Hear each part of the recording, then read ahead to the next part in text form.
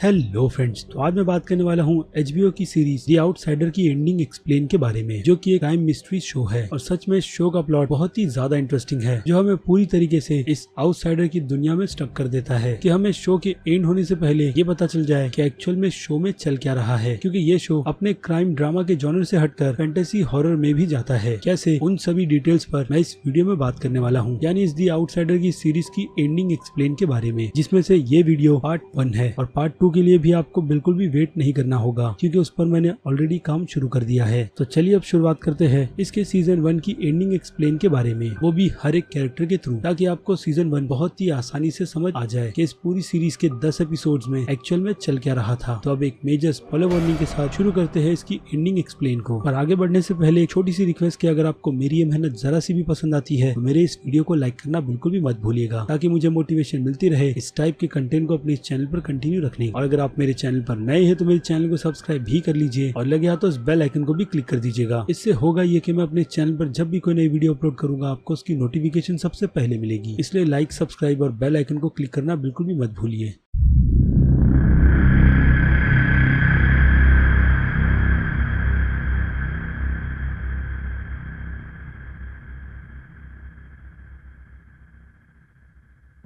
So friends, अगर आप इस शो को देखने में बहुत ज्यादा इंटरेस्टेड है और बस यही जानना चाहते हैं कि ये शो आपको देखना भी चाहिए या नहीं, तो मेरे दूसरे चैनल पर मैंने इसके स्पॉइलर फ्री रिव्यू को अपलोड कर रखा है, जिसे देखकर आपको ये आइडिया हो जाएगा कि आपको ये शो देखना भी चाहिए या नहीं। क्योंकि इस वीडियो में मैं सारी की सारी बात स्पॉइलर ही करने वाला हूँ इसके सीजन 1 से रिलेटेड, इसीलिए इसी वार्निंग को ध्यान में रखकर आप इस वीडियो को आगे कंटिन्यू कीजिएगा। खैर, तो इस सीरीज की कहानी की शुरुआत होती है छोटे बच्चे फ्रैंकी की मर्डर से, जिसकी लाश को देखने से ऐसा लगता है कि बच्चे को किसी जानवर ने मारा होगा, क्योंकि मौत बहुत ही बेरहमी से की गई होती है। और उसका पता पार्क में एक डॉग ओनर को लगता है, जो सुबह सुबह जॉगिंग के लिए निकलता है। बट कहीं ना कहीं पुलिस के हाथों काफी सारे गवाह और क्लूज भी लगते हैं, जिसका सीधा सीधा इशारा टेरी की तरफ करते हैं, जो इस छोटे से टाउन में एक स्कूल में बच्चों को बेसबॉल सिखाता है। और वो अपनी फैमिली लाइफ में बहुत ज्यादा खुश है, जिस फैमिली में टेरी की वाइफ लॉरी और 2 बेटी जेसा और माया है। लेकिन ये खुशी ज्यादा टाइम तक नहीं रहती, क्योंकि सभी के सभी गवाहों ने टेरी को फ्रैंकी नाम के बच्चे के साथ देखा, वो भी उसके मरने से कुछ घंटे पहले। और एक बच्ची ने टेरी को उस पार्क से निकलते हुए भी देखा, जहाँ पर उसके कपड़े से लेकर उसके फेस पर काफी सारा खून लगा हुआ था, जिसमें उस बच्ची को उसने कहा था कि उसकी नाक से खून बह रहा है, जो वो बच्ची देखकर पहचान जाती है ये खून नाक से नहीं बल्कि उसके मुंह से आ रहा है। और इन्हीं सभी गवाहों के चलते डिटेक्टिव रैल्फ ये चाहता है कि वो इस घिनौने अपराध के लिए टेरी को सभी लोगों के सामने पकड़े, वो भी उस वक्त जब स्टेडियम में मैच चल रहा होगा, ताकि सभी लोग टेरी की घिनौनी शक्ल देखें कि किस तरीके से उसने एक छोटे बच्चे की बेरहमी से जान ली। और इसका असर पड़ता भी है बहुत बुरा, जिसके चलते टाउन के सभी लोग मैडलेन फैमिली से नफरत करने लगते हैं, यहाँ तक कि उनसे लोग बातचीत भी नहीं करते। और टेरी की दोनों बेटियों को स्कूल से भी निकाल दिया गया है, जहाँ पर अब उन्हें जाने में बहुत ज्यादा प्रॉब्लम होती है। और यही नहीं, लॉरी की जॉब भी चली गई है, यानी टेरी की एक गलती ने उसकी पूरी फैमिली का करियर बिगाड़ दिया। और हाँ, टेरी यहाँ से मर्डर कर सीधे एक बार में गया था, जहाँ पर उसकी मुलाकात बारटेंडर क्लूड से हुई थी, जिसने उसे काफी बुरी हालत में भी देखा था, जहाँ पर उसने अपनी वैन को पार्क किया था और वहाँ से वो टैक्सी की मदद से चला गया था, जिसकी वीडियो फुटेज भी अवेलेबल है। यानी टेरी के बचने के चांसेस बिल्कुल भी नहीं। बट फिर भी पकड़े जाने पर टेरी अपनी वाइफ को यही कहता है कि वो उसके एडवोकेट हॉवर्ड को कॉल कर सारी की सारी सिचुएशन समझाए, क्योंकि टेरी के अकॉर्डिंग जिस दिन ये सारी की सारी इंसिडेंट्स हुई वो उस टाइम पर टाउन में ही नहीं था, बल्कि स्कूल की तरफ से एक कॉन्फ्रेंस में गया था, जहाँ से वो उसी सेम टाइम पर आकर दूसरी लोकेशन पर मर्डर नहीं कर सकता। यानी एक तरीके से दूसरी तरफ प्रूफ टेरी के बेगुनाह होने के भी है, और दूसरी तरफ उसके सारे के सारे DNA जो क्राइम सीन पर मिले हैं वो टेरी से मैच होते हैं। और अब यही चीज डिटेक्टिव रैल्फ और उसके सीनियर्स को परेशान कर चुकी है, क्योंकि ये केस एक हाई प्रोफाइल केस बन गया है, जो न्यूज में सभी की नजर में आ चुका है। और अब इसे किसी दूसरे मोड़ पर ले जाकर ये बताना कि टेरी बेगुनाह है तो चीजें हाथ से निकलती चली जाएगी। यानी दूसरी तरफ डिटेक्टिव्स को काफी ज्यादा कम समय मिलेगा ये पता लगाने के लिए कि फ्रैंकी नाम के बच्चे का मर्डर एक्चुअल में किया किसने था, और अगर कोई मर्डर है तो वो बाहर ऐसे खुला क्यों घूम रहा है। और दूसरी तरफ आ जाए टेरी पर, तो जेल में जाने के बाद टेरी की सिचुएशन भी कुछ ठीक नहीं है, जहाँ पर उसे दूसरे कैदी धमकी दे रहे हैं जान से मारने की, क्योंकि बच्चों का अपराध जेल में अगर किसी दूसरे कैदी को पता चल जाता है तो वो इसी तरीके से लोगों को मारने की धमकी देते हैं, और हाँ, रेपिस्ट को भी। यानी कहीं ना कहीं टेरी बहुत बुरी सिचुएशन में फंसा हुआ है, और किसी न किसी तरीके से वो अब इन सिचुएशन से निकलना चाहता है, क्योंकि उसके अकॉर्डिंग वो बेगुनाह है। और हॉवर्ड जो टेरी का वकील है, अब उसका भी यही मानना है उन फुटेजेस को देखकर। और दूसरी तरफ आ जाए पीटरसन फैमिली पर, जिस फैमिली में से फ्रैंकलिन नाम के बच्चे का मर्डर हुआ है, तो उसकी मर्डर से उसकी माँ बहुत ज्यादा सदमे में है, इतना कि स्ट्रोक के चलते उसकी मौत हो जाती है, जिसका सदमा अब फ्रैंकी के बड़े भाई और उसके पिता को भी है। यानी एक नफरत जो फ्रैंकी का भाई टेरी के लिए लेकर बैठा है। और हाँ, रैल्फ की बात करें तो रैल्फ टेरी को और उसकी फैमिली को बहुत ही अच्छी तरीके से जानता था, क्योंकि ये एक छोटा सा टाउन है और कहीं ना कहीं टेरी ने रैल्फ के मरे हुए बेटे को भी बेसबॉल के लिए ट्रेन किया था, जो फ्रैंकलिन की मौत के साथ पूरी तरीके से बदल गया है रैल्फ की नजर में। यानी रैल्फ ने अपने बच्चे को खोया था और इसी तरीके से उसने अब एक दूसरे परिवार से एक बच्चे को खोते हुए देखा, जिसका उसे अफसोस इतना ज्यादा हुआ कि उसने गुस्से में आकर टेरी की पूरी फैमिली की लाइफ ही बर्बाद कर दी, जिस पर अब उसको पछतावा है, वो भी उस फुटेज के बाहर आने के बाद। जिसके बाद वो जेल में जाकर टेरी से माफी मांगता है कि उसने जो कुछ भी किया उसके कंट्रोल के बाहर था। इनफैक्ट कार में बिठाते वक्त रैल्फ ने टेरी को धमकी दी थी कि उसे शर्म आती है कि उसके बेटे को भी उसने ऐसे घिनौने शख्स के पास ट्रेनिंग के लिए भेजा था। और हाँ, फ्रैंकी की मौत की और डिटेल्स की बात करें तो रिपोर्ट के अकॉर्डिंग उसका रेप भी किया गया था। तो कोर्ट की तारीख निकल आती है अगले दिन की, जहाँ पर टेरी को जज के सामने ले जाना है, बट अनफॉर्चुनेटली कोर्ट में जाने से पहले ही टेरी की मौत हो जाती है गले पर गोली लगने से, जो और कोई नहीं बल्कि फ्रैंकी का बड़ा भाई करता है। और वही मौके पर रैल्फ उसे मार भी देता है गोलियों से, जिसका टेंशन फ्रैंकी के पिता को भी था और इसी के चलते उन्होंने घर में आत्महत्या करने की कोशिश की फांसी के फंदे से लटक कर, और उसमें वो बच जाते हैं। और अब इन सब से रैल्फ बहुत ही ज्यादा टेंशन में है, क्योंकि चीजें पहले तो उसे बहुत ही ज्यादा आसान लग रही थी, जो अब बिल्कुल भी नहीं है, क्योंकि सारी की सारी सिचुएशन ही बदल गई। और ऐसे में हमें जिसके बाद हमें सीरीज में एक और कैरेक्टर से इंट्रोड्यूस करवाया जाता है, जिसका नाम है जैक, जो कि एक डिटेक्टिव है, बट उसे असल में स्नाइपर बनना था, जिस ट्रेनिंग में वो पूरी तरीके से पास हुआ था। बस लास्ट में उसकी मेंटल हेल्थ ने उसका साथ नहीं दिया, जिसके चलते अब वो एक डिटेक्टिव है। और इसके अलावा जैक को उसकी वाइफ ने छोड़ दिया है उसके नशे के चलते, और बचपन में जैक की माँ उसे बहुत मारा भी करती थी। और इन्हीं सभी चीजों की वजह से जैक अपनी लाइफ में सही तरीके से फोकस नहीं कर पाता। बट जैक की पार्टनर टैमिका से उसकी अच्छी बनती है, जो कि अभी प्रेग्नेंट है और कुछ ही दिनों में एक बच्चे को जन्म देने वाली है। और अब रैल्फ पर आ जाए तो रैल्फ भी अपने बेटे की मौत के बाद बहुत ज्यादा डिस्टर्ब रहता है, इतना कि उसके और उसकी वाइफ के बीच किसी भी छोटी बातों को लेकर कभी न कभी झगड़ा हो जाता है। बट फिर भी ना चाहते हुए दोनों साथ रहते हैं। और रैल्फ इसके अलावा जब भी ग्रेवयार्ड जाता है अपने बच्चे की कब्र पर, तो वो हर बार अपने बेटे को ही याद कर रोता है, जिसे अब भगवान पर भरोसा नहीं और न ही दूसरी बेकार सी चीजों पर जो इस सीरीज में इन्वॉल्व होती है। यानी कि एक ऐसा शख्स जो हमें बार बार बैकग्राउंड में दिखाया जाता है, मानो जैसे उसी ने सब कुछ किया है और इल्जाम टेरी पर डाल दिया, इसलिए वो हर बार हमें ऐसी ही किसी लोकेशन पर अननोन खड़ा हुआ दिखाई देता है, वो भी एक हुडी पहने। यहाँ तक कि पीटरसन फैमिली के जब आखिरी मेंबर की भी मौत होने वाली होती है, तो वो उस लोकेशन पर भी खड़ा होता है, मानो जैसे वो फ्रैंक के बाद उसकी पूरी की पूरी फैमिली को मारना चाहता था, जिसमें शायद वो कामयाब भी हो गया। और अब ऐसा ही कुछ टेरी की फैमिली के साथ भी होने वाला है, क्योंकि टेरी की सबसे छोटी बेटी जैसी वो आधी रात को उठकर किसी अननोन शख्स से बात करती है, यानी वही हुडी मैन, जो उसकी मॉम को नजर नहीं आता, बट किसी न किसी तरीके से उस शख्स ने जैसा से कनेक्शन बनाया हुआ है। और हाँ, उस हुडी पहने हुए शख्स की शक्ल भी बड़ी भयानक दिखती है, जो कुछ भी हमें उस डार्क हुडी के अंदर नजर आती है। खैर, तो अब इस केस की इन्वेस्टिगेशन रैल्फ नहीं बल्कि जैक कर रहा है, क्योंकि रैल्फ अब काफी बड़े मेंटल डिस्टर्ब से गुजर रहा है, क्योंकि उसने एक बच्चे को अपने हाथों से मारा है, जिसने टेरी की जान ली। बट दूसरी तरफ आ जाए जैक पर, तो जैक इस केस को बहुत ही अजीब ढंग से हैंडल करता है, यानी एक गैर जिम्मेदार शख्स। लेकिन दूसरी तरफ रैल्फ इस इन्वेस्टिगेशन को जारी रखता है और डिटेक्टिव यूनिस के साथ मिलकर वो ये पता लगा लेता है कि जिस वैन में टेरी ने उस बच्चे को बिठाया था, वो वैन चल में डेकिन शहर से चोरी की गई थी। जिसके बाद रैल्फ डिटेक्टिव यूनिस के साथ मिलकर उस टाउन में जाता है, जहाँ पर उसे पता चलता है कि उस वैन को मर्लिन नाम के बच्चे ने चोरी किया था, जो कि एक अनाथालय में रहता है। जिसके बाद उसने उस कार को वैसे ही एक रेस्टोरेंट के पार्किंग लॉट में छोड़ दिया था, जहाँ से वो कार टेरी ने चुरा ली। और हाँ, टेरी इस टाउन में अपनी फैमिली के साथ घूमने नहीं बल्कि अपने पिता को एक नर्सिंग होम में देखने आता है, जिनकी तबीयत काफी खराब रहती है। खैर, तो रैल्फ को और कुछ बातें जाननी है, इसलिए वो बिना किसी परमिशन के टेरी की वाइफ लॉरी से मिलने चला जाता है, जो उससे ना मिलकर उसे वहाँ से भगा देती है। और अगले दिन उनका लॉयर हावर्ड इसकी परमिशन रैल्फ को दे देता है, जहाँ पर वो लोग डिस्कशन उसी टाउन के रेस्टोरेंट का करते हैं। बट ग्लोरी को कुछ भी समझ नहीं आता, इसलिए वो वहाँ से उठकर चली जाती है। बट माया यहाँ पर उन सभी की बातें खड़े होकर सुन रही थी। जिसके बाद वो अपने पिता के कट की बात करती है, यानी एक छोटा सा स्क्रैच जो उन्हें हॉस्पिटल में किसी नर्स की वजह से हो गया था, जो कि एक मेल नर्स था। बट इन सब बातों का उस टाइम पर कोई भी मतलब नहीं बनता, लेकिन ये पॉइंट बहुत ही ज्यादा इम्पोर्टेंट है, क्योंकि जिस नर्स ने टेरी को स्क्रैच किया था वो अब एक जेल में बंद है, जहाँ पर उसकी भी जान पर खतरा मंडरा रहा है, जिससे कि हीट इतना ज्यादा टेंशन में है कि जो शख्स उसे मारने के लिए आया है वो उसके मारने से पहले ही खुद को मार लेता है उस जेल के अंदर, वो भी अपने ग्लास को काफी ज्यादा शार्प कर। और अब हीट के क्राइम की बात करें तो हीट पर आरोप 2 बच्चियों के मर्डर का है, यानी यहाँ पर भी केस ठीक टेरी की ही तरह है। और इन सब की सारी डिटेल्स हॉली नाम के कैरेक्टर ने निकाली है, जो कि एक प्राइवेट डिटेक्टिव है। और इसके अलावा हॉली ने और भी काफी सारी इन्फॉर्मेशन निकाली है, जिस पर मैं पहले बात कर आपको बाद में हॉली के कैरेक्टर की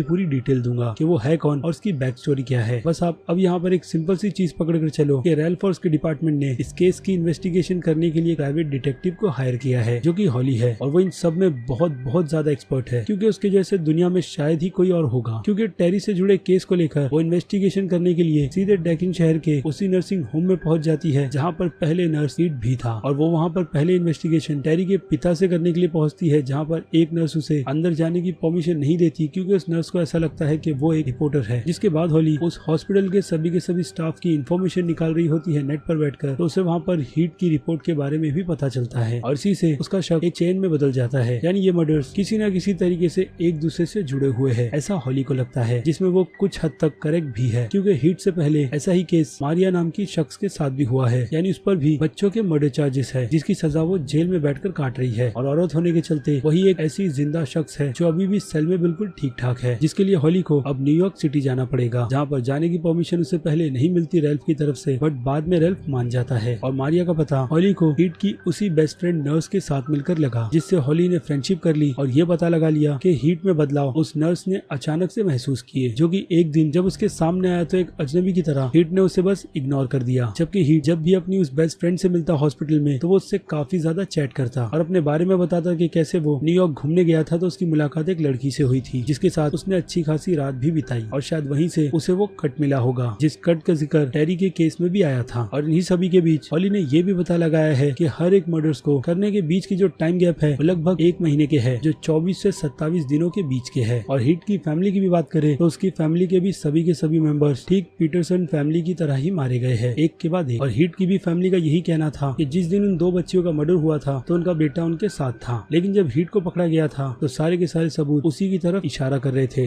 जैसे कि उसके सर के बाल और डीएनए। मारिया के केस में भी सारी की सारी डिटेल्स कुछ ऐसी ही है, बट यहाँ पर इन सभी चीजों का पता लगाने का काम एंडी नाम का डिटेक्टिव करता है, जिसने हीट के केस को इन्वेस्टिगेट भी किया था और एक तरीके से हॉली से मिलने के बाद उन दोनों के बीच एक रिलेशनशिप बन जाती है। तो अब आ जाए मारिया पर। मारिया के केस में हॉली उससे मिलने जाती है और बातचीत के दौरान उसे पता चलता है कि वो कभी भी हीट के साथ रिलेशनशिप में नहीं थी, बल्कि वो एक रेस्टोरेंट में काम करती थी जहाँ पर हीट आकर उस पर लाइन मारता था और एक बार वो उसके साथ बस टेबल पर बैठी थी, बट हमने स्क्रीन पे देखा कि मारिया ने हीट के साथ रिलेशनशिप भी बनाई थी, जिसके दौरान उसने हीट को कट दिया था। तो डेफिनेटली ये कोई और ही है, यानी एक डबल गैंगर जो मारिया के जैसा ही दिखता है और बाद में हीट जैसा और उसके बाद टेरी जैसा। तो अब मारिया की भी फैमिली पर आ जाए तो मारिया के अंकल और भाई को भी मार दिया गया है, जो कि उसी बच्चे के अंकल ने मारा है, जिस बच्चे के मर्डर के चार्जेस मारिया पर लगे हैं। और मारिया से ऐसे ही किसी कट की बात जब हॉली वहाँ पर पूछती है तो वो उससे बताने से इनकार कर देती है, क्योंकि वो उस बड़े शख्स का नाम नहीं लेना चाहती, जिससे शायद उसकी जान को भी खतरा है, और या फिर हो सकता है कि वो जेल में सवाई उसी शख्स या फिर अपने अंकल और भाई के बलबूते पर है। तो उस शख्स से कोई लेना देना है नहीं हमें, क्योंकि जितनी चेन हॉली को यहाँ पर चाहिए थी इस केस से इन्वेस्टिगेशन करने के लिए वो उसे मिल गई कि किस तरीके से ये केस एक दूसरे से कनेक्टेड है। और इसकी चेन अगर पास में पता लगाते जाए तो बहुत ज्यादा लंबी है और हर एक मौत का गैप 1-1 महीने के बीच का ही है, जिसमें विक्टिम सिर्फ बच्चे हैं, जिनकी मौत के बाद दोनों फैमिलीज पूरी तरीके से तबाह हो जाती है। और दूसरी तरफ मार्लिन नाम का वो लड़का रेल्फ से मिलने आता है और उससे बाकी की और डिटेल्स देता है, ये बताते हुए कि वहाँ पर उसने उस शख्स को देखा था जो उसकी चुराई वैन वहाँ से ले गया, और उस शख्स की शक्ल दिखने में बहुत ज्यादा अजीब थी, जिसकी ड्राइंग भी वो रेल्फ को बना कर देता है। और ये भी कहता है कि जब वो शख्स उसे घूर रहा था तो उसे ऐसा लगा कि वो दूर ही खड़े खड़े उससे कोई कनेक्शन बना रहा है। और तब जाकर हमें यहाँ पर उस शख्स के बारे में पता चलता है कि उस शख्स का नाम मिथ में एल कुकर के नाम से भी जाना जाता है। और यहाँ पर हमें उसकी बैक स्टोरी पता चलती है, जिसे बताने का काम हॉली को और कोई नहीं बल्कि एक बूढ़ी औरत करती है, जिसने जेल में उसकी और मारिया की सारी बातें सुनी और बचपन में उसे ऐसी ही कहानी सुनाई गई थी जो उसके माँ बाप ने उसे डराने के लिए सुनाया था। इसलिए पहले ही वो औरत जब हॉली को अपना पता देती है तो घर में आते के साथ में ही वो उससे भगवान और शैतान के बारे में पूछती है, जिसके जवाब में हॉली उसे यही कहती है कि वो भगवान में भरोसा रखती है और अगर भगवान है तो शैतान भी होते हैं दुनिया में, और एल कोको भी उन्हीं में से एक है जो कई सालों से हमारे अर्थ पर रह रहा है। एक तरीके से आप इसे एलियन भी मान सकते हो, क्योंकि कहानी स्टीफन किंग की है। और अब इस एल कुको की बात करें तो एल कुको बच्चों को सिर्फ टेस्ट के लिए मारता है, जो वो रेल्फ को इस सीजन के एंड में बताता है, क्योंकि बड़ों का स्वाद उसे बिल्कुल भी पसंद नहीं और वो बड़ों को अपने उसी टेलीपैथी की एनर्जी से काफी आसानी से मरवा देता है और उनके दुख को खुद में लेकर अपनी शक्तियां बढ़ाता है। यहाँ तक कि वो रहने के लिए भी कुछ इसी तरीके के ठिकाने ढूंढता है जहाँ पर ढेर सारी लाशें हैं, जैसे कि ग्रेवयार्ड, जहाँ पर लोग आकर अपना दुख एक्सप्रेस करते हैं। और आखिर में एक लोकेशन केव की, जिस केव में कई साल पहले काफी लोग फंसकर मर गए थे, जिसके बारे में मैं आपको आगे बताने वाला हूँ। यानी एक ऐसा क्रिएचर जिस पर आज की तारीख में लोग बिल्कुल भी भरोसा नहीं करेंगे, खास करके डिटेक्टिव रेल्फ, जिनका भगवान तक पर भरोसा नहीं। इसलिए जब हॉली अपनी पूरी की पूरी रिसर्च लेकर सभी के सामने आती है, जिनमें ग्लोरी भी होती है, तो वो इन बातों पर भरोसा नहीं करती और ना ही रेल्फ, जो इस इन्वेस्टिगेशन को सबूतों के आधार पर सॉल्व करना चाहता है, ना कि ये भरोसा कर कि इस केस में किसी न किसी तरीके का क्रिएचर इन्वॉल्व है। लेकिन आ जाए रेल्फ की वाइफ पर तो वो इन बातों पर भरोसा करने लगी है, क्योंकि एक रात वो क्रिएचर उसके घर पर आया था, ये कहने के लिए कि वो अपने पति को कहकर रोक दे इस केस की इन्वेस्टिगेशन करने के लिए, वरना अंजाम उसके पति और उसके लिए बिल्कुल भी अच्छा नहीं होगा। बट सुबह उठने के बाद जब वो ये सारी बात अपने पति रेल्फ को बताती है तो वो उसे कहता है कि बस ये एक ड्रीम है, ठीक उसके सपने की तरह, जिस सपने में वो अपने बेटे को जिंदा देखता है। और यहाँ पर रेल्फ की पत्नी उस शख्स का स्केच बनाती है और दूसरी तरफ इसके पहले रेल्फ को ये वार्निंग और कोई नहीं बल्कि टेरी की सबसे छोटी बेटी जैसा भी देती है, जैसा उसे एलक्यू को कहने के लिए कहता है कि अगर रेल्फ नहीं रुका इस केस की इन्वेस्टिगेशन करने से तो अंजाम अच्छा नहीं होगा। जिसके बाद रेल्फ जैसा से यही कहता है कि अगली रात या फिर कभी वो एलक्यू को उसे डराने के लिए आए तो वो उससे साफ साफ कह दे कि उसे जो कुछ भी कहना है तो वो सब कुछ साफ साफ आकर रेल्फ के सामने कहे, तब जाकर वो इस इन्वेस्टिगेशन को रोकेगा, वरना बिल्कुल भी नहीं। और वहीं पर जैसा ये भी बताती है कि जब भी वो शख्स उसके सामने आया तो पहली बार में वो शख्स उसे उसके पिता की तरह लगा और अगली बार में उसकी शक्ल बदलती चली गई और तीसरी बार में बिल्कुल ही अलग, जिस पर अब जैसा ने भी एक स्केच बनाया है। जिन सभी को मिलाकर रेल्फ की वाइफ एक बोर्ड पर लगा देती है कि टाइम टू टाइम उस एलक्यू की शक्ल किस तरीके से बदलती रहती है और इसी टाइम पीरियड में उसे एक बच्चा चाहिए होता है और एक शख्स का डीएनए भी, जिसे वो स्क्रैच कर लेता है और इसी से वो दूसरे शख्स के साथ पूरी तरीके से कनेक्ट भी हो जाता है। यानी जो कुछ भी वो असली शख्स महसूस कर रहा होगा वैसी ही सोच उस एलक्यू की भी बनती है। इसी से वो दूसरे शख्स से पूरी तरीके से कनेक्टेड रहता है और ये पता लगा लेता है कि उस शख्स की फैमिली में कौन कौन से मेंबर्स है। यानी थोड़ी बहुत मेमोरीज की याददाश्त वो खुद में फिक्स कर लेता है, खास करके फैमिली मेंबर्स को लेकर, ना कि ज्यादातर दोस्तों को याद रखकर। खैर तो हॉली ये सारी की सारी इन्फॉर्मेशन देने से पहले अपने बॉयफ्रेंड एंडी को गुड बाय कहती है कि शायद वो दोनों फिर कभी नहीं मिलेंगे। और इसी बीच रेल्फ की वाइफ ने हॉली को अपने घर इनवाइट किया था, जहाँ पर उसे हॉली और भी काफी सारी डिटेल्स देती है इस एलक्यू से रिलेटेड। और कहीं ना कहीं रेल्फ की वाइफ अब पूरी तरीके से इस बात पर भरोसा करती है और ये भी बताती है प्रूफ कर कि रात के वक्त एलक्यू को रेल्फ की वाइफ से मिलने आया था, वो भी ब्लू लाइट की मदद से, जिस चेयर पर वो बैठा था। बट अब भी इन बातों पर ज्यादा भरोसा नहीं कर रहा, क्योंकि एलक्यू के अंदर आने के कोई भी ऐसे सबूत नहीं थे सिवाय उस चेयर पर उस लिक्विड फॉर्म के, जो शायद उस एलक्यू के शरीर से निकल रहे थे। और इन सब के बीच हीट के ही टाउन में हीट का बेस्ट फ्रेंड ट्रेसी पॉलर मारा जाता है, जिसके मरने के बाद हमें उसकी नेक दिखाई जाती है जिस पर अजीब सा घाव बना हुआ था। और ऐसा ही घाव हमें बाद में जैक के कैरेक्टर के नेक पर दिखाया जाता है, जो टेरी के केस को इन्वेस्टिगेट कर रहा था, जिसे इन्वेस्टिगेट करते हुए उसे ग्रेवयार्ड के ही पास एक फार्म में टेरी के कपड़े के होने के सबूत मिले, जो वहाँ के फार्मर ने पुलिस को कॉल कर बताए थे। बट सारे के सारे प्रूफ टेरी की तरफ इशारा कर ही रहे थे डीएनए के तौर पर, लेकिन उन कपड़ों से लेकर बेल्ट में अजीब सा वही ग्लू लगा हुआ था, जिससे वो कपड़े ऐसे कड़क होकर सूख गए थे मानो जैसे उन्हें पापड़ की जैसे तोड़ा जा सकता है। और बेल्ट पर जो फिंगरप्रिंट के निशान थे उसकी डिटेल डिटेक्टिव यूनुस रेल्फ को कुछ इस तरीके से बताता है कि उस निशान में टेरी के हाथों के फिंगरप्रिंट्स तो है, बट उसी के साथ साथ उसके पिता के भी, जो एक ही थंब में चेंज हो गए, जो कि बिल्कुल भी पॉसिबल नहीं कि एक ही थंब दो लोगों से मैच करे, जो धीरे धीरे बदल गए। तो अब ट्रेस मॉर्ली की बात करें तो ट्रेस किसी न किसी तरीके से एलक्यू के कनेक्शन में था, जिसकी वजह से वो उसका कहा मानता और उसी के कहने पर उसने हीट से भी उसे मिलाया होगा। और अब ऐसा ही कुछ जैक के साथ भी हो रहा है, जहाँ वो रात में शराब के वक्त पहले तो क्लब में झगड़ा करता है और वहाँ से सीधे उसी फार्म में पहुंच जाता है, जहाँ पर एलक्यू को उसे अपना सर्वेंट बना लेता है और बार बार उससे बहुत ज्यादा टॉर्चर करता है। कभी टॉर्चर करते हुए वो उससे बातें करते कुछ सामान मंगवाता मॉल में से, तो कभी वो उसे बचपन की याद दिलाता कि किस तरीके से उसकी मॉम उसे बचपन में मारा करती, क्योंकि यहाँ पर जैक ने ऐसा अब तक कुछ भी नहीं किया जिससे कि रेल्फ की इन्वेस्टिगेशन रुक जाए, इसलिए वो उसे बहुत ज्यादा टॉर्चर करता है, इतना कि वो एक टाइम पर जैक को ये तक बताता है कि अगर वो इन सब में उसका साथ नहीं देगा तो वो उसकी जान तो लेगा ही, बल्कि उसकी डिटेक्टिव पार्टनर टेमिका के बच्चे को भी मार देगा, जो विजन टेमिका सपने में देखती है। और जैक का अजीब बर्ताव भी, जो उसे बिल्कुल भी अच्छा नहीं लगता। और अब ये सारी सिचुएशन जैक के हाथों से निकलती जा रही है, इसलिए जैक सबसे पहले हॉली को ही मारने का प्लान बनाता है, जिसमें वो बुरी तरीके से फेल होता है, क्योंकि हॉली अपना ज्यादा दिमाग चलाकर उस सिचुएशन से बच निकलती है। और हॉली की भी बात करें तो उसी टेलीपैथी की मदद से एलक्यू को उसे भी मारने की कोशिश करता है बस में, वो भी ट्रेसी के रूप में आकर, बट उसमें भी वो एलक्यू को फेल हो जाता है। इसीलिए अब ये काम जैक को दिया गया है, जिसमें अब जैक भी फेल हो गया। और अब हॉली सभी के पास पहुंचकर सारी की सारी सिचुएशन एक्सप्लेन करती है कि किस तरीके से जैक उस एलक्यू के कंट्रोल में है। और दूसरी तरफ जब हॉली को जैक किडनैप कर लेता है तो रेल्फ भी अपने पार्टनर यूनुस के साथ मिलकर जैक को ढूंढने लग जाता है और उसके बारे में पता लगाता है उसकी पार्टनर के पास जाकर। और अब इस हार से जैक को ये नहीं समझ आता कि वो कैसे जाकर एलक्यू का सामना करेगा, क्योंकि उसे फिर से पनिशमेंट मिलेगी, जिसके चलते वो खुद को मारने की भी कोशिश करता है बट नहीं मार पाता और सीधे निकल जाता है अपने इस मिशन को खत्म करने के लिए। तो अब क्या जैक अपने इस मिशन में कामयाब होगा भी या नहीं, वो जानने के लिए आपको वेट करना होगा इस वीडियो के पार्ट 2 के लिए, जिस वीडियो को मैं जल्द से जल्द अपलोड कर दूंगा, ताकि आपको स्टोरी बिल्कुल कंटिन्यू लगे, क्योंकि पूरे सीजन 1 को मिलाकर वीडियो बहुत ज्यादा लंबी हो जाती, जो मैं बिल्कुल भी नहीं चाहता। इसलिए मैंने वीडियो के 2 पार्ट्स कर दिए, जिससे आपको आउटसाइडर का यूनिवर्स बहुत ही अच्छी तरीके से समझ आ जाएगा। तो अब जाने से पहले मेरे इस वीडियो को लाइक करना बिल्कुल भी मत भूलिएगा, ताकि मुझे मोटिवेशन मिलती रहे इस टाइप के कंटेंट को अपने चैनल पर कंटिन्यू कंटिन्यू रखने। और अगर आप मेरे चैनल पर नए हो तो मेरे चैनल को सब्सक्राइब भी कर लीजिए और लगे हाथ तो इस बेल आइकन को भी क्लिक कर दीजिएगा। इससे होगा ये कि मैं अपने इस चैनल पर जब भी कोई नई वीडियो अपलोड करूंगा आपको उसकी नोटिफिकेशन सबसे पहले मिलेगी। इसलिए लाइक, सब्सक्राइब और बेल आइकन को क्लिक करना बिल्कुल भी मत भूलिए। चलिए